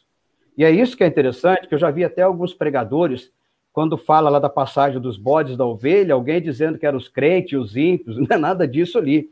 Ali é justamente a separação das nações, as nações amigas de Israel e as nações inimigas de Israel. Então, as nações amigas de Israel, elas adentrarão no milênio. E quando a gente fala de milênio, que vai ser 1000 anos, literalmente, de paz, e por que de paz? Porque o inimigo das nossas almas, ele vai ser preso, o diabo, Satanás, ele vai ser preso por todo esse espaço. Então, teoricamente, nós diríamos o quê? Jesus governando com a igreja. Então, vivendo no mundo de paz, em que tudo é propício, porque Jesus governa com a igreja, o mundo vai ser plenamente de paz e segurança. Quando nós olhamos para o livro de Isaías, que é interessante, que é um dos que mais comentam sobre o milênio, fala que os jovens chegarão à idade de 100 anos, né? A ferocidade dos animais não vai existir, uma série de fatores. A natureza animal vai ser mudada, haverá saúde, prosperidade. Então, o milênio, visto ser essa paz e, entre aspas, vamos dizer assim, ausência do pecado, que ele é instigado pelo mundo e pelo inimigo, então a longevidade ela vai ser grande. Mas eu olho e eu vejo interessante, no milênio, infelizmente, terão pessoas que elas vão pecar também. Por que isso daí? Porque hoje, quando alguém peca, ele coloca tudo na conta do inimigo, né? Foi o inimigo que me induziu, foi o inimigo que fez isso, eu uso até um termo, joga tudo nas costas dele. Quanto na realidade, nem tudo é assim. A nossa natureza, infelizmente, ela é pecaminosa. A nossa natureza, ela é voltada para isso. Como que pode Satanás, estando preso, alguém cometer pecado? Raciocina um pouquinho. As pessoas que adentraram no milênio, sem dúvida que todas aquelas que adentraram, que viram os fatos acontecendo, passarão isso para gerações. Olha, houve a Batalha do Armagedon, houve a grande tribulação, aconteceu tudo isso, nós adentramos no milênio, etc e tal. Então, isso vai ser passado para as pessoas. E isso sendo passado para gerações, tem gerações que vão nascer, tem gerações que vão morrer. E o interessante é que, se você perceber lá no final do milênio, quando diz que Satanás será solto novamente e que ele ainda vai angariar pessoas, olha só, e eu fico aprendendo, mas como que pode ser? É justamente essa natureza pecaminosa que o ser humano tem. Ainda que seja o milênio de paz, o governo de Cristo com a igreja, longevidade, o governo sairá da Jerusalém celeste, passará pela Jerusalém terrestre, será distribuída para todas as demais nações, todos os governantes terão que enviar alguém para Jerusalém para saber dessas ordens. Então, o milênio vai ser esse ano. Mas, infelizmente, vai demonstrar que a natureza do ser humano em si, ela é pecaminosa. Porque nem todo pecado que o ser humano realiza é culpa do inimigo, é do mundo. Muitas vezes é a sua própria natureza clamando por isso daí. Apesar do milênio ser verdadeiramente literal e ser um milênio de paz. Ou seja, o juízo final, então, ocorre só após o milênio. Na realidade, o que a gente precisa entender por juízo? Quando a gente fala de tribunais, eu vou colocar só 2 juízes. A Bíblia fala de 7 tipos de julgamento, tá? Quando a gente fala dos crentes, do tribunal de Cristo, isso vai acontecer logo após o arrebatamento, né? Antes de adentrar, literalmente falando, no céu, vai acontecer o tribunal de Cristo, onde as nossas obras serão julgadas. Não é para efeito de salvação, é o que Paulo fala, mas as nossas obras serão julgadas. para efeito de sermos galardoados. E até eu quero abrir um parênteses aqui, antes, permita que uma vez uma aluna na escola teológica disse assim, pastor, eu quero ir para o céu nem se for para ser tapete. Eu falei, misericórdia, não é assim. Você não tem que pensar no céu para ser isso, você precisa fazer as obras, porque a sua fé ela é demonstrada nas suas obras. E as suas obras sendo realizadas, que vão ser passadas pelo fogo, vai demonstrar se as suas obras foram boas ou não. Se elas forem boas, será feito de galardão. Então esse será o primeiro tribunal.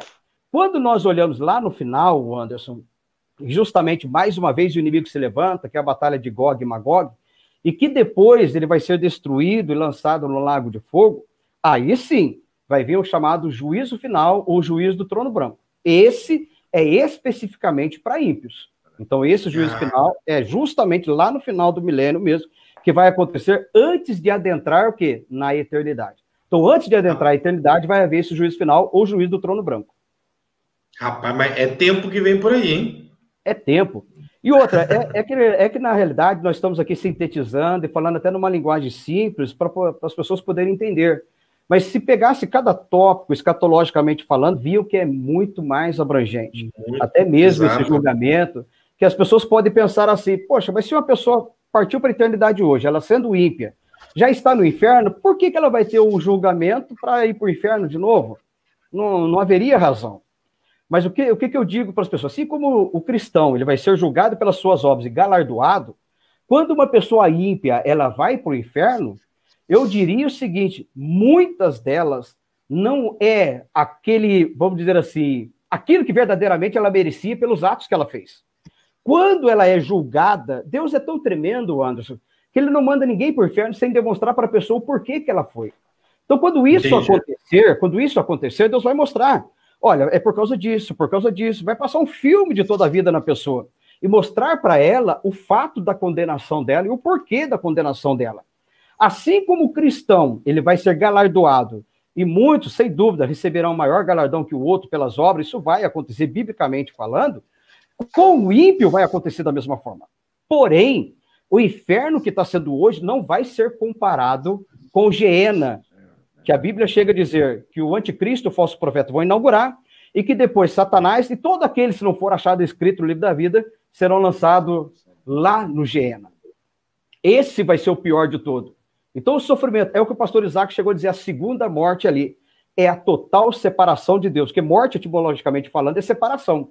Então ali, exato. A segunda morte é terrível, porque é a total separação de Deus, eternamente falando. Mas Deus vai mostrar para ela, é por esse motivo, que você está naquele lugar lá. E acredito que será terrível para quem receber essa condenação, sabendo que até muitos que estão nos ouvindo, que pode ter a oportunidade hoje de ser salvo, ir para o céu e viver uma eternidade. E evitar tudo isso, né? Evitar tudo isso aconteça, até mesmo de passar pela grande tribulação. Por que eu digo isso, Anderson? Se as pessoas conhecessem um pouquinho do livro de Apocalipse, do capítulo 6 em diante, principalmente depois que fala dos selos, das trombetas, das taças, a pessoa não ia nem querer ficar para a grande tribulação. Eu garanto para vocês, as pessoas iriam falar assim, eu quero aceitar Jesus, eu não quero passar para a grande tribulação, se tudo isso vai acontecer. É que às vezes um pouquinho de falta de conhecimento, e eu louvo a Deus por sua vida, e do pastor Isaac, que está nos dando essa oportunidade de mostrar para as pessoas que nada mais é que a Bíblia se cumprindo. É só ler o livro e procurar entender. E é falar, meu Deus, eu preciso entregar minha vida para Jesus, porque eu não quero passar por essa situação. Ainda mais... É interessante, pastor Júlio, que ainda esses dias o pastor Isaac ele deu um estudo aonde ele pegou uma grande corda, pintou um pedacinho na frente de vermelho e toda aquela grande corda extensa, corda branca, né? Diferenciando duas cores, dizendo assim, olha, esse toquinho vermelho aqui na frente é o nosso período terreno.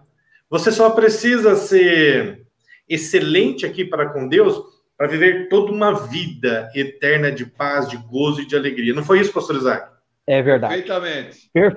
É perfeitamente isso. Às vezes as pessoas, por um curto período de tempo, porque a nossa vida é curta, o salmista falou isso daí. Não é curto. Se você viver 70 anos, 90 anos, 100 anos, Deus te dê a graça, como o nosso pastor Zé Hérito disse que quer viver até 120 anos, Jesus vai arrebatar a igreja, é muito curto comparado com a eternidade. Então, se nós vivermos esse período com Cristo, obedecendo a sua palavra, com todos os seus mandamentos, meu Deus, a eternidade nós vamos estar com Cristo. E tem muitas pessoas que, pelos prazeres mudando, pelo pecado, perde a eternidade pelo curto tempo de vida que tem. E isso é muito triste. E tem medo do Covid-19? E tem medo do Covid. Ah, pelo medo amor do de Covid Deus. Não tem medo de pecar. É isso que a gente quer mostrar para todo mundo. As coisas são tão sérias. Perde, pastor, a eternidade por erros, por pecados, que ele fala, meu Deus, Cristo pagou um alto preço na cruz do Calvário. Se essa pessoa abraçar a Cristo, tem uma eternidade com Cristo, ao invés de ter uma perdição eterna. Então, você que está nos ouvindo aí, aceite a Cristo Jesus. E você que está distanciado, Amém. volte para Jesus. Glória a Deus. Imediatamente.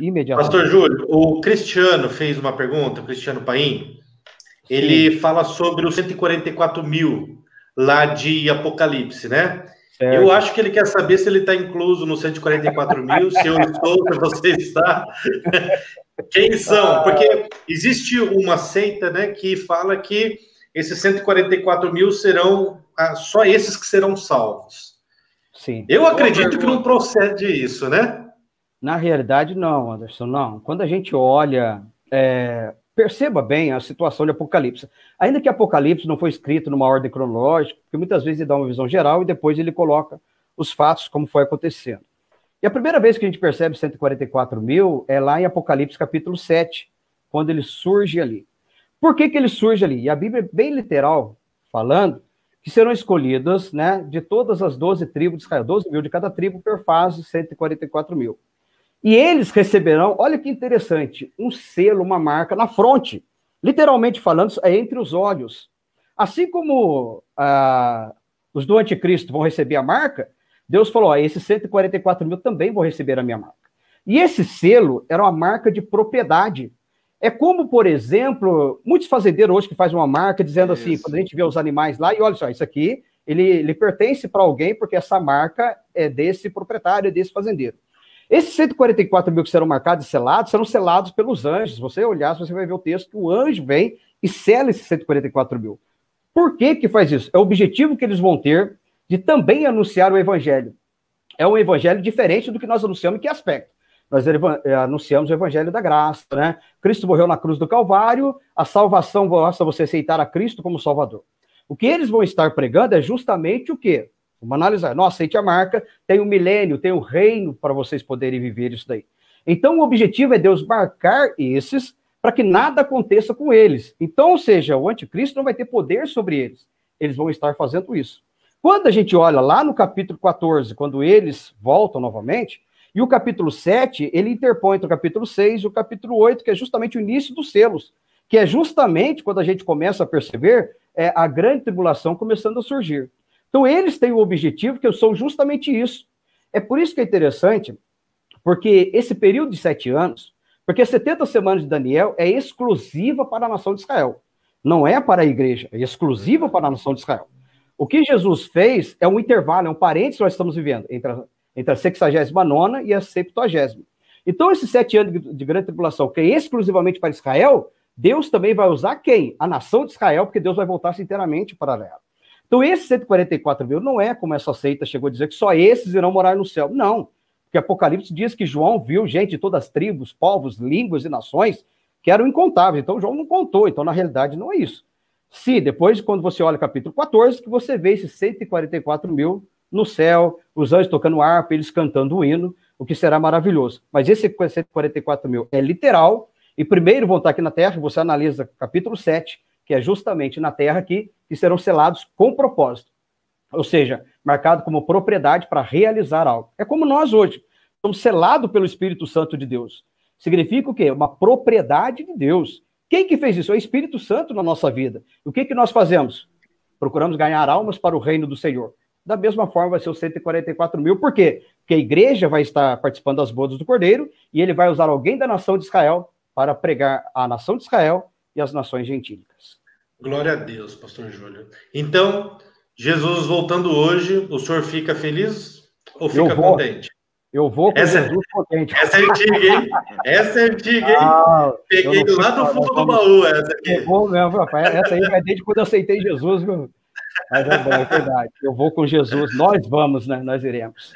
Glória a Deus, pastor. Olha, nós estamos realmente com o nosso horário apertado. Eu quero finalizar sobre a pergunta do céu, que o senhor vai falar um pouquinho sobre nós, e exatamente isso que eu quero perguntar ao Senhor, porque na maioria das vezes, pastor, nós temos aí uma imagem muito estereotipada, né, na cabeça a respeito do céu. Nós pensamos que vamos ficar lá sentado o dia todo numa nuvem, tocando harpa, aparentemente aí meio entediado, né? E eu quero saber do senhor, pastor, como é que será o céu? Nós vamos comer? Primeira pergunta. E se sim, se vamos comer... Olha a pergunta, pastor. Eita, fala aí, meu filho. E se vamos comer, vai ter banheiro? Nós vamos dormir? É outra pergunta. Eu sei. Nós vamos trabalhar, porque eu acredito que Deus ele gosta de trabalho. Então, Claro. fica aí a pergunta. Nós vamos trabalhar? Haverá também, pastor Júlio, diferença de gênero, né? Masculino e feminino? O que o senhor acha? É interessante isso, viu, Anderson? Vamos lá. Quando eu olho o apóstolo Paulo, quando ele escreve a Epístola aos Coríntios, no capítulo 2, verso 9, ele deixa registrado nesse versículo algo tão interessante, Anderson, que diz assim, que o nosso pensamento, o nosso olhar, não imagina o que Deus preparou para os que o amam. Né? A nossa mente, ela é muito limitada. Os próprios cientistas chegam a dizer que nós usamos mínima porcentagem da nossa mente. Mas quando nós temos Cristo Jesus e formos arrebatados, nós teremos o quê? A mente de Cristo. E o nosso corpo também será um corpo verdadeiramente transformado, quando Paulo escreve capítulo 15 de Coríntios ali. Então, imagine você tendo um corpo transformado, tá? Que ele não é sujeito a parede, gravidade. Então, nós olhamos isso aí como Jesus, que teve seu corpo glorioso depois que ele foi assunto aos céus. E a gente percebe que o nosso corpo também será dessa forma.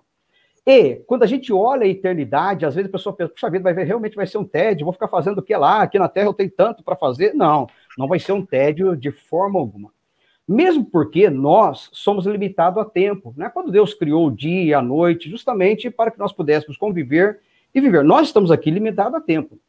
Mas a eternidade, nós não seremos limitados a tempo. Por isso já fala, nós vamos ver na eternidade. Vivendo na eternidade, nós não vamos ter esse dia e noite. Se você ler Apocalipse capítulo 21, a Bíblia fala justamente isso. Não haverá noite, porque o Senhor vai ser a nossa luz. E se você analisar nesse ponto, a necessidade de se alimentar é o que o nosso corpo físico tem, porque o nosso corpo necessita isso. Mas o nosso corpo sendo transformado, nós não precisamos... Incorruptível. Nós não vamos precisar disso daí. E quando nós olhamos, as pessoas acham que vão ficar paradas no céu, simplesmente naquela nuvem, olhando o tempo passar. Não, meu filho. Pode ter certeza, o projeto que Deus tinha, quando nós olhamos, vamos colocar aqui com Adão lá no paraíso, lá no deserto, Deus não perdeu esse projeto para o homem, não. Deus não perdeu esse projeto. O homem perdeu pela desobediência à ordenança de Deus. Mas Deus tem um projeto. Agora, imagine você, a visão que João teve, por exemplo, da Nova Jerusalém. Meu Deus, a visão que João teve da Nova Jerusalém, e ele começa a comparar ruas como que de ouro. Meu filho, imagine você, Anderson, andando em rua de ouro. Foi a visão que João pôde ter, que ele olhou o céu, e aquilo que ele observava aqui na terra, que ele pôde comparar. Mas o texto que Paulo diz assim, eu acredito que é muito superior a isso, porque foi a descrição que João teve. Então significa que Deus preparou para nós, igreja, não se compara com aquilo. Às vezes eu olho para uma fazenda, olho para tudo isso e eu acho lindo a natureza que Deus criou, e verdadeiramente eu começo a perceber, mas o que Deus preparou na eternidade é muito mais belo do que isso daí. Então, pode pastor. Falar, desculpa. Então, quando nós olhamos para o céu, é que a nossa mente é tão pequenininha que nós temos visão só das coisas terrenas, nós não temos visão das coisas espirituais. Imagine você, se os próprios cientistas falam que nós não usamos a mínima porcentagem do nosso cérebro, imagine agora nós temos a mente de Cristo, o nosso corpo verdadeiramente transformado. Então pode ter certeza, adorar a Deus. E eu acho interessante, Anderson, uma palavra de Charles Spurgeon. Olha só o que ele falou relacionado a isso aí. Eu até dei uma olhada aqui quando eu estava dando uma estudada, e eu quero repetir essa frase de Charles Spurgeon, quando ele chegou deixado registrado algo interessante, que ele diz assim, olha, as ruas de ouro pouco nos impressionarão, e os sons das harpas dos anjos pouco nos alegrarão, em comparação ao rei que vai estar no meio do trono. É ele quem atrairá para si os nossos olhares e também os nossos pensamentos, que despertará nosso amor e levará nossos sentimentos santificados no nível máximo de infildável alteração quando nós vermos Jesus Cristo. Glória Meu a filho, Deus. eu começo a olhar isso aí, Anderson, e quando eu ouvi essas palavras de Charles Spurgeon, eu falei, muitas vezes o homem hoje, se desse a oportunidade dele de andar em ruas de ouro, ele ia se gabar. Como nós vemos grandes sheiks em Dubai, né? Olhamos lá aquele hotel com torneiras de ouro, se gabam disso. Mas quando nós chegarmos no céu, eu acredito que não vai ser isso que vai atrair os nossos olhares. Por que isso? Meu filho, eu vou dizer para você, se quando chegar no céu, eu acho que vai ver uma multidão querendo dar um pulo no colo de Jesus e abraçar e dizer, Senhor, muito obrigado pela salvação que o Senhor me deu. Então o Charles Spurgeon tinha razão sobeja de dizer, o que vai me atrair vai ser olhar no meio do trono e ver Jesus assentado lá. Por maior beleza que seja o céu, se Jesus não tiver, meu filho, não será belo. Mas Jesus vai estar lá no céu. E ele diz assim, aonde eu estiver, vós estejais também. Quando eu olho João 14, versos 2 e 3. Então, quando eu vou preparar lugar. Exatamente. E interessante, pastor, que ele diz assim, na casa de meu pai, há muitas moradas. Perceba que a casa é uma, mas as moradas são muitas. Desculpe, pastor, desculpe só fazer uma observação. O céu não será para ser um asilo. Não, de jeito nenhum. Quando nós olhamos até a sua pergunta, Anderson, sobre gênero, não. Porque lá não vai ter procriação, não haverá essa necessidade, seremos semelhantes aos anjos. E é tão interessante que o pastor Isaac disse, nós seremos conhecidos pela nossa personalidade, nós temos uma identidade própria, não é pela característica física. Se você me perguntar, como é que se conhece o pastor Júlio? Você vai falar assim, se você vai citar alguém que não me conhece, vai mostrar alguma característica física minha, para que isso mostre para a pessoa quem é. É aquele que não tem tanto cabelo, aquela coisa assim, você vai demonstrar. O senhor já está careca de saber como que eu te descreveria, né? Vamos mudar esse assunto de careca aí. Então, na realidade, Anderson, no céu, não vai ter aquela pessoa que às vezes, na identidade, a gente diria assim, aquela pessoa que é manquinho, aquela pessoa que não tem isso, infelizmente, a característica... No céu não vai ter isso, meu filho. No céu nós temos a mente de Cristo, não vai precisar alguém apresentar assim, esse é Abraão, esse é... Não, nós vamos ter a mente de Cristo. Você vai olhar para ele e dizer, esse foi Abraão, esse foi Moisés, porque nós temos a mente de Cristo Jesus. Então, pastor, mas nós não vamos nos lembrar do que nós fizemos aqui na Terra? Por exemplo, nós vamos chegar lá no céu. Aí eu vou te abraçar, pastor Júlio, lembra da live que nós fizemos sobre aqui? E agora nós estamos aqui. Eu acredito nisso, sabe? Que nós teremos... Por ter a mente de Cristo, nós teremos algumas lembranças terrenas, né? Olha, a Bíblia realmente não deixa registrado algo sobre isso, né? Mas é interessante que realmente nós vamos ter sentimentos, porque a Bíblia fala que nós vamos ter alegria, isso é o quê? Expressão de sentimento, sem dúvida. Se tivermos até essa oportunidade de chegar, nossa, lembra aquela live, que através daquela live pessoas aceitaram a Cristo Jesus, outros retornaram para Cristo Jesus, e estão aqui no nosso meio, será um momento ótimo para dizer assim, louvamos a Deus, porque nós fomos instrumento na mão de Deus para que pudéssemos fazer aquela live e ganhar almas para o reino do Senhor.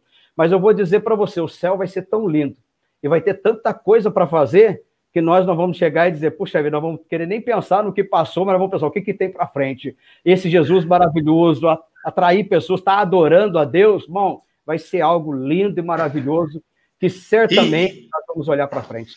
E sobre a comida, pastor? O senhor não falou sobre a comida. Nós vamos comer lá? Eu vi alguém dizer uma vez, baseado no livro de Isaías, que ia ter até churrasco no céu. Eu não sei isso aí não. Oh, glória a Deus! Eu não sei isso não, viu? Mas já pensou se tivesse um churrascão no céu? Mas eu acho que não tem base bíblica para isso não, pastor. Não existe base bíblica para isso. Eu vi um pregador uma vez, meu Deus, onde que ele achou isso? Eu estou procurando aqui, não consigo ver isso aí. Não. Porque o nosso corpo vai ser um corpo espiritual, não há necessidade justamente de alimento, como nós necessitamos hoje. Isso por quê? Pela entrada do pecado no mundo, entrou a morte. E entrando a morte, entrou enfermidades e naturalmente, a consequência de termos que nos alimentar bem, para podermos, quem sabe, ter uma vida melhor, ter um pouco mais de longevidade, uma série de fatores. Então, mas a Bíblia cita, né? Ela fala sobre comer com Cristo, cear com Ele. Isso, nas bodas do Cordeiro. Mas isso prefigurando aquilo que ele fazia aqui. Isso porque, Anderson, a ceia, ela tem 3 pontos. Não é o nosso assunto, você tocou nesse assunto, a cena tem 3 pontos. Eu olho o passado, o que Cristo fez. Eu olho para hoje, a comunhão que eu tenho com Cristo. E eu olho para frente, esperando o arrebatamento da igreja, porque Jesus falou. Para chegar naquele dia, e o mais interessante que a Bíblia diz, ele mesmo vai nos servir. Mas isso falando do quê? Das bodas do Cordeiro, não lá na eternidade. Isso vai ser antes da eternidade. A eternidade é outra coisa. Entendi, pastor. Então eu já vou deixar um recado aqui para um amigo meu, porque ele, já imaginando que não teria comida no céu, ele sempre ficava segurando uma marmitinha, para quando Jesus voltasse, ele subisse com a marmitinha. Então, ó, não adianta, você não vai comer no céu. Não. Pois não, pastor Isaac. A presença de Deus já vai ser um alimento para a nossa alma, pode ter certeza disso. Nós teremos, como disse o pastor Júlio, a mente de Cristo. Isso é lindo, pastor, isso é lindo. Nossa. Nós temos 0,5%, digamos. Eu estou dando apenas como uma eu lembro, pastor Isaac, permita que eu dizer, um professor quando eu estava tendo aula de teologia, e esse professor era um abençoado, mesmo que aspecto. Ele entrava para dar aula e já entrava cantando no corinho. E ele dizia o seguinte, na visão dele, ele falava assim, que o homem que não tem Cristo, ele usa o mínimo da porcentagem do seu cérebro. Mas quando você aceita Cristo Jesus, sim, você já aumenta o seu cérebro. E é tão interessante isso, porque eu lembro uma vez que um amigo meu, que eu estava pregando o evangelho para ele, e ele chegou a dizer para mim, Júlio, esse negócio de ser crente é para pobre e burro. Literalmente ele falou isso. E eu falei para ele assim, eu louvo a Deus nas suas palavras, porque a Bíblia diz, graças te dou, Senhor, porque escondeste essas coisas dos sábios, dos grandes entendidos, e as revelaste ao pequenino. Mas neste pequenino, tendo a mente de Cristo, ele não é um pequenino. Mas qual foi a minha surpresa? Que um dia, na igreja sede, anunciando a palavra do Senhor, quem que eu vejo entrando no corredor? Ele com a sua esposa e abraçando a Cristo Jesus como Salvador. Então, nós que temos Cristo Jesus, sem dúvida, a nossa mente, ela abre muito mais. Por que abre muito mais? Porque entende a palavra de Deus. É espiritual. E Paulo diz, aquele que é espiritual, ele discerne tudo. E de ninguém é discernido. É verdade. Porque às vezes ele fala as coisas que para o homem carnal e natural, vai dizer, é absurdo que isso tudo aconteça. Igual o engenheiro da fábrica diz assim, você fala de arrebatamento da igreja, mas tem a lei da gravidade aí, como é que isso pode acontecer?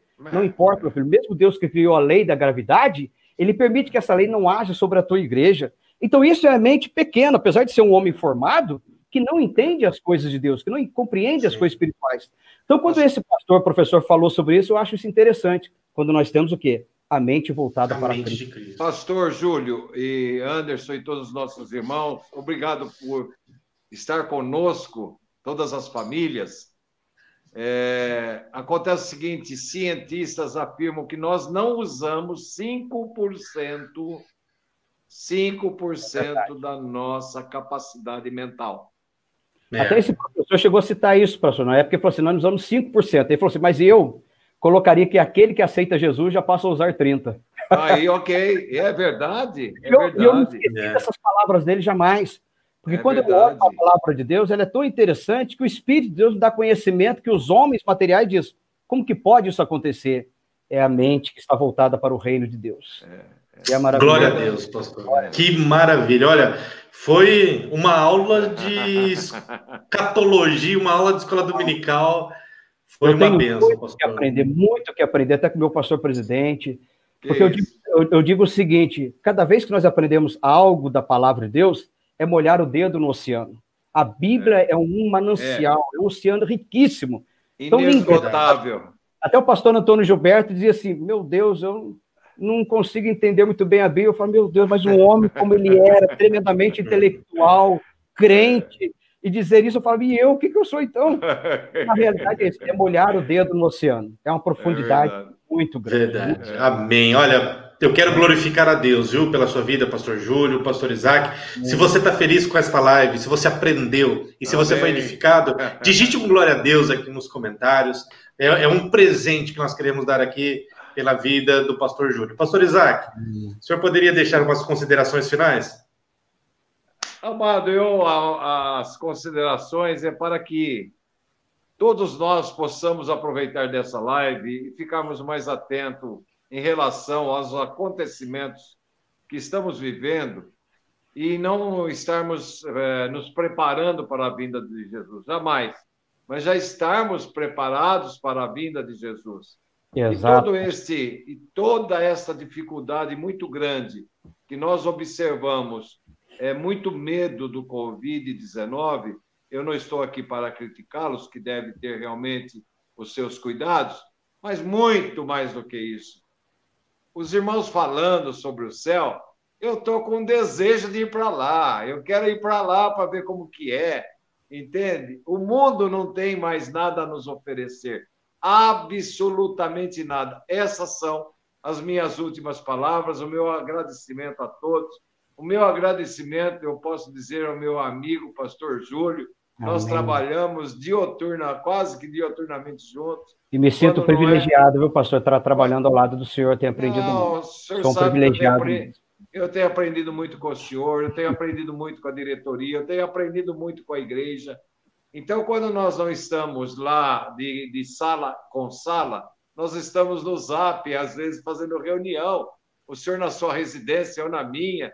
Então, isso realmente cria um laço muito grande entre nós. E eu sei também do grande amor que o senhor tem pelo reino do Senhor Deus, também a sua família, uma família toda voltada para servir a Deus. Parabéns, que Deus nos abençoe. Nós estamos com quase 2 horas de live. E eu preciso que você deixe aqui as suas considerações finais, e daqui a pouquinho o pastor Isaac, assim como ele abriu com uma oração abençoada, ele vai encerrar com uma oração abençoada também. Amém. Quero aqui primeiramente louvar a Deus, agradecer a Deus por tudo mesmo, tudo. E eu digo sempre, se somos alguma coisa, tudo devemos a Deus, se temos alguma coisa, tudo devemos ao nosso Deus. Então, eu tributo aqui toda a honra e toda a glória ao nosso Deus Todo-Poderoso. Agradecer ao meu pastor presidente, pastor Isaac Strobo, pela oportunidade. Muito obrigado mesmo, pastor. O senhor sabe que pode contar comigo, com os meus filhos, com a minha esposa. Estamos juntos para ganhar almas para o reino de Deus. Amém. E como é a visão do senhor? É trabalhar em prol do reino do Senhor. Eu tenho uma consideração muito grande pelo senhor, pela sua esposa, pela sua família. Eu louvo a Deus por o senhor estar conosco, pastoreando a nossa igreja aqui em Cruzeiro. Amém. Então, que Deus possa continuar abençoando o senhor, dando sabedoria ao Senhor para continuar saindo e entrando diante desse rebanho. É verdade. Agradecer ao Anderson, também você, na técnica, meu filho. Você é bênção, você é 10 mesmo, viu? Sei obrigado, que às vezes com algumas dificuldades que nós temos, uma correria para cá, uma correria para lá. Sei que não tem sido nada fácil você vir de Campinas a Cruzeiro, mas tenha certeza, meu filho, Deus cuida de você, Deus cuida da sua casa, Deus cuida da sua família, e pode ter sido tudo que você faz, Deus reverte em bênçãos, em milagre e vitória. O que eu quero deixar para todos que estão aqui nos ouvindo, que até agora, pastor, eu estou impactado desde quando eu li essa frase de Charles Spurgeon, e confesso para o senhor que eu estou sentindo aqui a presença de Deus. Aleluia! Em pensar numa eternidade com Cristo e como Charles Spurgeon disse, não são as ruas de ouro, as harpas que vão nos impressionar, mas será ver Jesus no meio do trono. Isso me alegra. Então, é dizer para você, abrace Jesus, Salvador. Volte para os caminhos do Senhor, porque não tem nada melhor do que servir a Deus e ter a certeza da salvação em Cristo Jesus, nosso Senhor. Verdade. Amém. Deus Aleluia. Vocês, em nome de Jesus. Muito obrigado. Glória a Deus.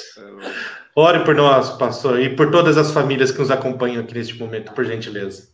Querido Deus Pai da eternidade, príncipe da paz, obrigado. Sim, Jesus, estamos te louvando. Muito agradecido, Pai. Oh, Jesus, abençoe todas as famílias. Que passamos falando. Oh, sabemos que o Senhor está voltando, Jesus. Senhor Jesus. Sim, Deus. Nos prepara, Senhor. Especial a cada um dos nossos família, Senhor. Queremos te abraçar, queremos estar no teu colo, Jesus. Sim, meu Deus. Visita com cura. Com libertação, Jesus. Aqueles que estão, Senhor, com restauração, Pai. Ó Deus, em voltar para o teu caminho, que possa ser tocado. Aleluia, pelo teu Jesus. Espírito Santo agora. Glória seja dada ao teu nome, Senhor. Glória a Deus, Santo Pai eterno. Que possamos ter outras oportunidades para também levar a tua preciosa palavra aos corações. Senhor, protege, uma noite de descanso, Senhor. De paz, Senhor. Nas tuas mãos, Senhor. Ó Deus, te louvamos para sempre. Amém, Jesus.